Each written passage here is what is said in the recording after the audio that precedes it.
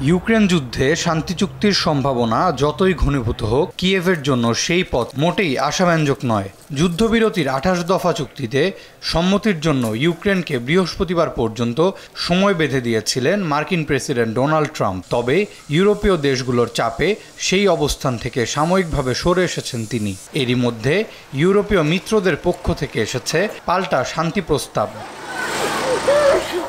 চলছে নিবিড় কূটনৈতিক দর কষাকষি। কথাবার্তা হলেও পর্যবেক্ষণে যে চুক্তি হবে তা ইউক্রেনের পক্ষে যাবে না বলে মনে করছেন বিশ্লেষকেরা।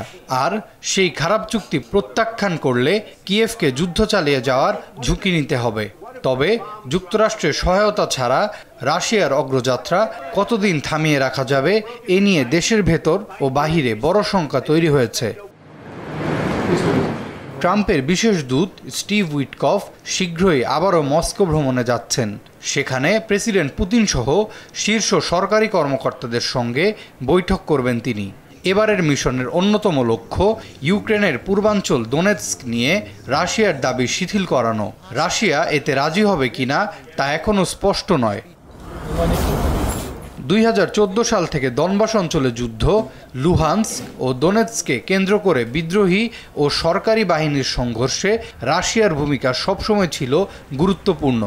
এখন লুহান্স্ক ও দোনেৎস্কের বেশিরভাগই রুশ বাহিনীর দখলে। শান্তি চুক্তির অন্যতম প্রধান শর্ত হিসেবে মস্কোর দনবাস অঞ্চলটি পুরোপুরি রাশিয়ার হাতে ছেড়ে দেওয়ার দাবি জানিয়েছে। তবে এর বিনিময়ে ইউক্রেনের অন্যান্য দখলকৃত অঞ্চলগুলো ছাড়তে আপত্তি জানায়নি তারা। এদিকে ইউক্রেনের অভ্যন্তরীণ সংকট আরও ঘনীভূত হয়েছে। শুক্রবার দুর্নীতিবিরোধী তদন্তকারীরা প্রেসিডেন্ট জেলেনস্কির চিফ অফ স্টাফ ও প্রধান আলোচক আন্দ্রিও ইয়ারমাকের বাড়িতে তল্লাশি চালিয়েছেন। ইতোমধ্যে মার্কিন প্রস্তাবে চাপে থাকা কিয়েভ প্রশাসনের জন্য এটি বড় ধাক্কা বলে মনে করছেন অনেকে। রণক্ষেত্রেও পরিস্থিতি প্রতিকূল। সেনা সংকটের কারণে একাধিক ফ্রন্টে রাশিয়ার অগ্রগতি ঠেকাতে হিমশিম খাচ্ছে ইউক্রেন। জাপোরিজঝিয়া, পোক্রাভস্ক, দোনেৎস্ক ও উত্তরের কুপিয়ানস্ক সহ সব দিক থেকেই এগিয়ে আসছে রুশ সেনারা। শীত আসার আগেই দোনেৎস্কের অবশিষ্ট অংশ হাতছাড়া হওয়ার আশঙ্কা করা হচ্ছে। এমনকি ইউক্রেনের গুরুত্বপূর্ণ সামরিক কেন্দ্র ক্রামাতোরস্কের কাছেও পৌঁছে গেছে রুশ বাহিনী। স্বল্প পাল্লার ড্রোন হামলায় প্রতিদিন ক্ষয়ক্ষতি বাড়ছে।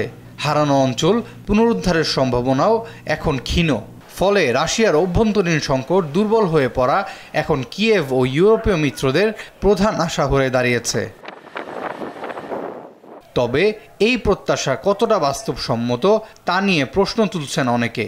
২০২৩ সালে ভাড়াটে সামরিক বাহিনী ওয়াগনারের বিদ্রোহ মাত্র ৭২ ঘন্টায় গুটিয়ে যায়।